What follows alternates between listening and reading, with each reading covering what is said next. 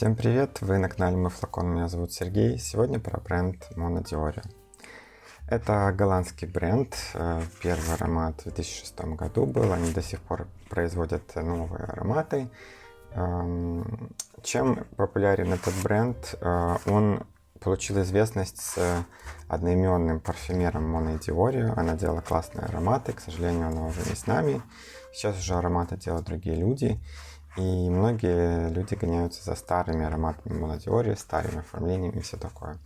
Мне стало интересно посмотреть, что это такое, поэтому я с официального сайта Mona Dior заказал вот таких два набора. Один набор 3 travel и один набор 5 сэмпликов. Выглядит это вот таким образом.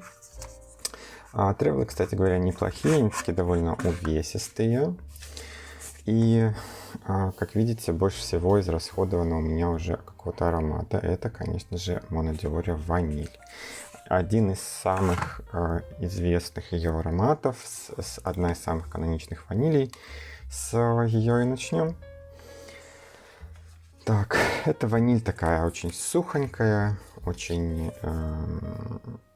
не похожая на многие ванили. Она не сладкая, она отдает и сухофруктами, и чем-то таким немножко копченым. Да, это оно и есть какие-то ореховые составляющие. В общем и целом она очень классная в носке, довольно стойкая. Давайте глянем на ноты, какие там заявлены. Кстати, не первый аромат их, насколько я вижу по фрагрантике. Древесный, пряный, ванильный и гвоздика. Да, гвоздика ощущается, но она такая, знаете, ненавязчивая, не убойная. Ром, горький апельсин, Petit Grain. Вот до всего я, пожалуй, и не слышу ни цитрусов, ни свежести какой-то. Это довольно глухой аромат. Гвояк, ветивер, сандал, иланг-иланг. Возможно, есть немножко иланга, но он тоже такой очень мягкий. Ветивер не кричащий здесь. Ну, вероятно, гвояк дает небольшую копченость. Она очень деликатная, очень приятная на самом деле. Сандал, возможно, древесные оттенки. Ваниль, конечно же, в базе. Амбра, бобы тонка, тулу-бальзам. Все вот это, все эти сладости и тому подобное. Но аромат не сладкий. В нем чувствуется сладинка, но она не зубодробящая, знаете. Кожа, мускусы. Вот, кожи как таковой тоже я не слышу. В общем, если вы любите ваниль, это must have, попробовать точно. Вполне себе можно заказать вслепую, мне кажется, потому что, ну, это очень классный аромат на самом деле. Хотя бы какой-нибудь тревелчик или что-то такое. Всегда можно будет его кому-нибудь подарить, либо продать. Думаю, спрос найдется.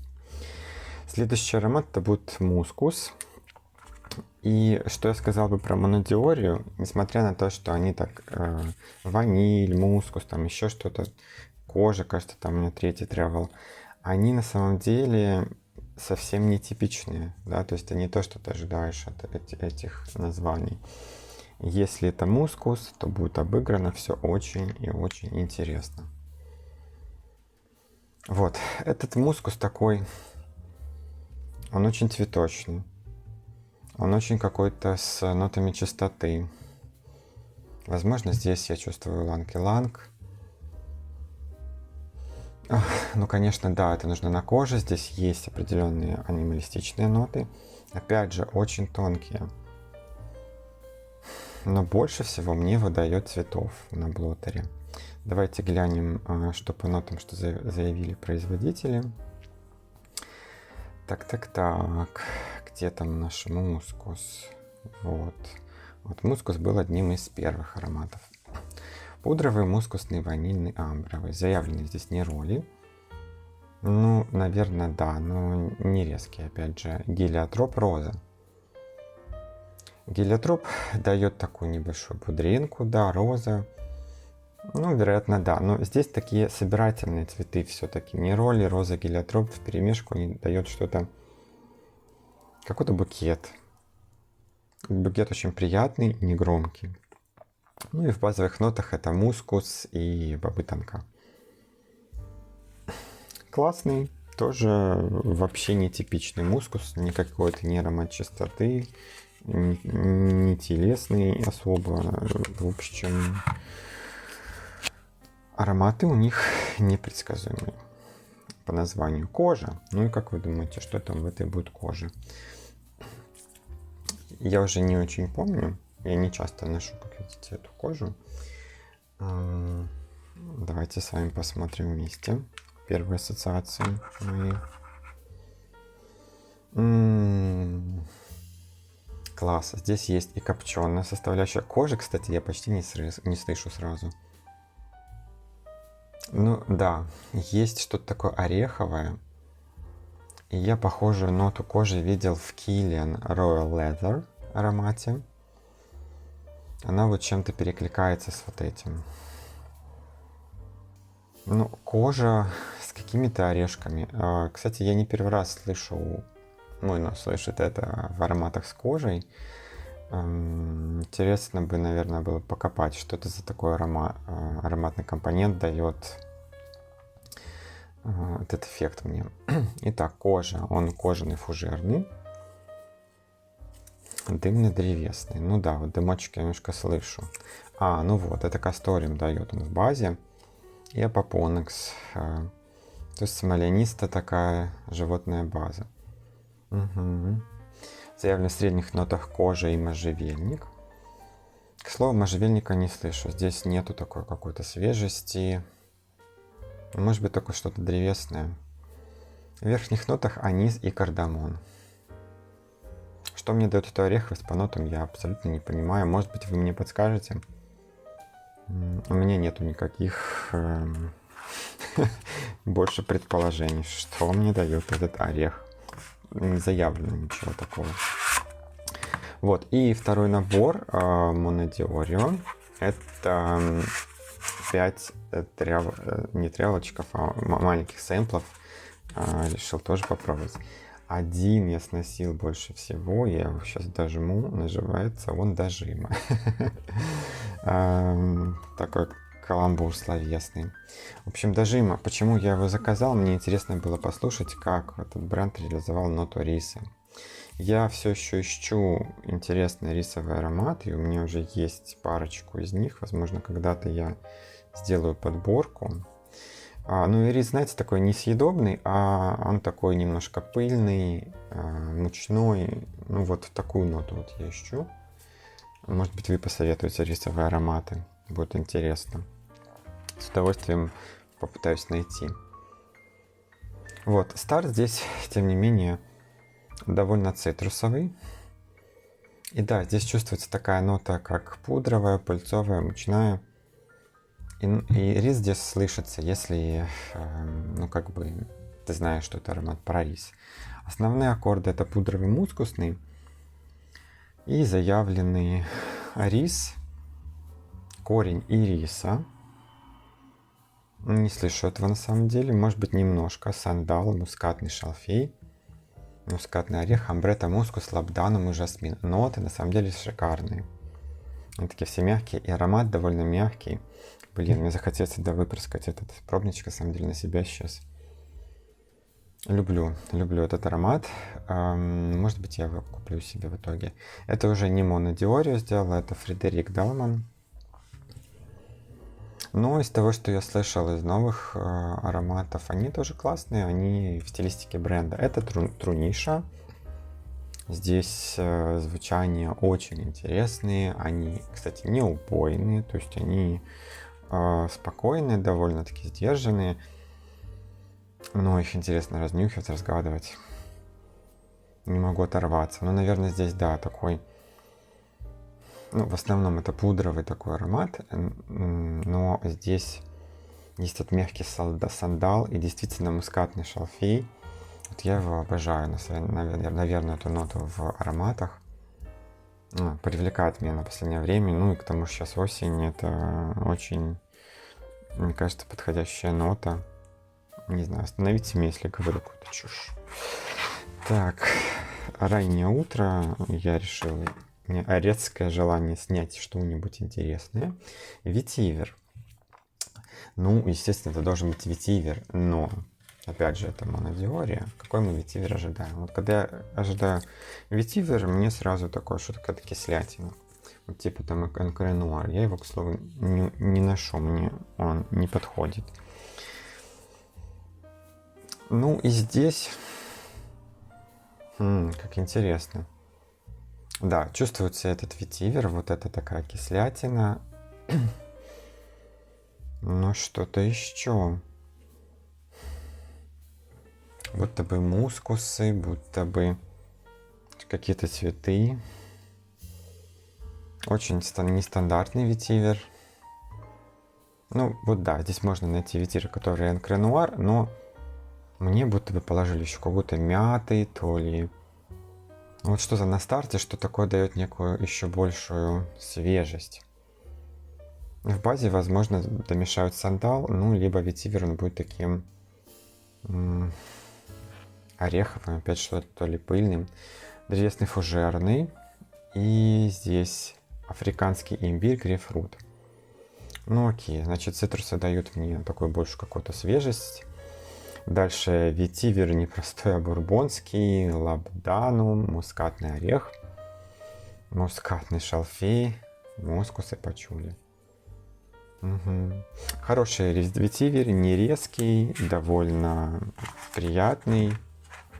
Вполне себе с этого аромата можно полюбить ветивер. А мы следом идем за ароматом Nuit Noir.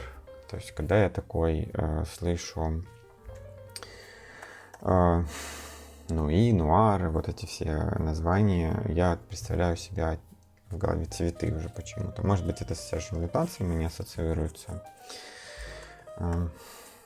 Так, где этот аромат? Сейчас мы его найдем, чтобы быть полностью готовым. Так, окей, вот. Ну, это пока не смотрю, по памяти я ничего не помню. Посмотрим сразу на первое впечатление. Ну да, это цветы. Кстати, на старте они довольно мускусные, то есть я бы ожидал здесь какого-то либо цвету, либо... Ну да, скорее цвету. Ну и цветы. Это либо белые цветы, всякие жасмины, туберозы. Возможно, еще домешали здесь иланга и каких-то желтых таких пыльцовых цветов. Вот этот уже рисковатый на мой нос. Я такой профиль не люблю, не ношу. Мне сложно носить такие ароматы, они меня поддушивают. Что же заявлено здесь? О, какой флакон такой черный у них. Красиво. Теплый пряный, белые цветы, животный. Ну и да, здесь белые цветы, это тубероза. Ну вот, видимо, она меня и поддушивает. Не заявлено никаких цвет, ничего такого, но животный аккорд заявлен. Имбирь, кардамон, апельсин. Ну да, есть такая свежесть определенная на старте, но вот этот тубероза, вот эта животность, она вот забирает на себе все остальное оно придушает. Ну, гвоздика, стандартно в таких композициях, она такая, что ли, больше ретровая, я бы сказал. Корица, сандал, кедр, алибан. Ну, вот это все где-то, да, на каких-то припевках, может быть, они позже раскроются. В общем, тубероза, животные ноты здесь захватили больше всего. Но, понимаете, животные ноты, они все-таки, опять же, довольно деликатные. Они не прибьют. Но больше я вижу как женский аромат на самом деле. Мускус, кожа, амбра и бобы тонка в базе. Угу. Хороший. Хороший. Мне нравится. Если вы к винтажам ближе, то это оно. Хотите винтаж от Монодиори, вот вам, пожалуйста. Кто его сделал? Монодиори, либо нет. Сейчас мы посмотрим. Да, парфюмер Монодиори, один из первых ароматов, 2006 год. Да, чувствуется, что это уже ближе к какому-то винтажу, немножко винтажит. Амбре. Ну, соответственно, я ожидаю амбру, какой-то сладкий аромат. Ну, давайте посмотрим, так ли это.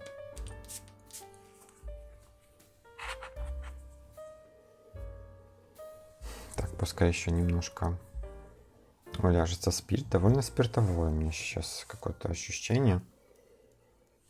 Угу. Пускай немножко выветрится. Я пока найду этот амбре. Вообще амбре звучит как-то странно в нашем языке, да. Амбре Мона Диоре. Так, ну это не смотрю пока. Ну, в общем, этот спирт не проходит, значит, это какой-то компонент будет. Возможно, положили какие-нибудь специи на старте, но это я пока не смотрю, можете мне верить. Либо кардамон, либо что-нибудь, какие-нибудь шалфеи, нет, не шалфеи. Что там добавляют вместе с удами часто? Шафран. Да, пробивается, начинается вся эта амбра. Ну и вот, эта амбра на самом деле отсылает к амбре Сержа Лютанса. Есть очень большая схожесть. Здесь такая приглушенная амбра. Ее довольно много разных смол. Но ощущаетесь еще и цветы. Цветы, специи. Специевый блок довольно приличный здесь. Давайте посмотрим. Ну да, из цветов здесь действительно заявлен иланг-иланг. Ну, понятно, здесь бензоин, бальзам, мадагаскарская ваниль, которую за амбру отвечает атласский кедр. Все это подкрепить. Иланг забирает на себя здесь довольно много. Ну, знаете, присмотритесь. Амбра плюс иланг. Хороши. Не мой профиль точно. Но, опять же, немножко винтажит на мой нос. Какой год? 2000... Ой, не указано на фрагрантике. Ну, не знаю. В общем, ну, мне кажется, амбре тоже будет старый, 6-го года. Мне кажется, тоже сделан будет Моной Диори. Последний аромат у меня есть на сегодня. Это будет Утас Мантус, что ли, это называется. Наверное, да. Давайте сразу посмотрим, кто это сделал. Мона Диори. И это Оутх. Наверное, это Ут, так пишут они. Османтус. В общем, Османтус интересная нота. Она такая немножко припыленная, какая-то, знаете, персиковой кожуркой пахнет. Что-то такое. Мне она иногда нравится, иногда не нравится. Этот аромат не помню. Сейчас посмотрим. Вот это хорош. Слушайте, действительно, это и Ут, и Османтус. Мне кажется, что это что-то новое, это что-то не было в Примоне. Нет, это сделала Мона Диори. Классно, 11-й год. Ут здесь, знаете, наподобие, хотел сказать, курджановских, но он не такой изысканный. Здесь все-таки он отличается, конечно же. Но Ут здесь не как сам аромат, я бы сказал, а он больше подкрепляет. Здесь точно будет роза. Вот это классическое сочетание Ут-розы. И, видимо, они добавили османту, что добавляет этому уду такой шелковистости и, ну, действительно, персиковой такой бархатной кожурки. Слушайте, классный. Мне нравится. Petit Grain или Ми зеленый мандарин в верхах. Мне ничего такого особо не положили. Есть небольшая свежинка, но на самом деле это несущественно. Вот этот Ут, османту сразу все забирают. Собственно, османтус в базе пачули и нагармота. Надо бы, наверное, мне научиться вычленять эту нагармоту. Розы не заявлено. Но я ее прям... Ну, слышу. Возможно, материалы, из которых делают аккорд розы, кладут и в османтус. Либо у меня какие-то ассоциации с другими удами просто. И в базе ута атласский кедр, амбра и мускус. Боже, куча делали они этих подкрепителей. Знаете что, на самом деле во всего этого бренда, вот так вот где тревелы, у всех ароматов этого бренда есть общая некая ДНК. Это действительно чувствуется, ароматы все деликатные. Общая некая база, то ли кедровая, то ли амбровая, то ли мускусная. То есть она какая-то такая тихая, приглушенная, почти везде прослеживается вот примерно одно и то же. И эта база, я вам скажу, приятная. Она действительно приятная. Я не могу сказать, что эти ароматы как бы взрыв, отвал башки. Это действительно изысканное что-то. И точно в этом бренде вам что-то понравится. То есть как минимум 1-2 аромата зайдут, если разнашивать. И ароматы все-таки вдумчивые, их нужно разнашивать, рассматривать, поэтому лучше начинать каких-то сэмпликов, тревелов, либо от Левантов, если в вашем городе есть такие парфбары. Советую, поделитесь вашими ароматами от Моны, что вы носите, ваши ощущения. Может быть, я еще что-нибудь закажу себе. Всем отличного дня!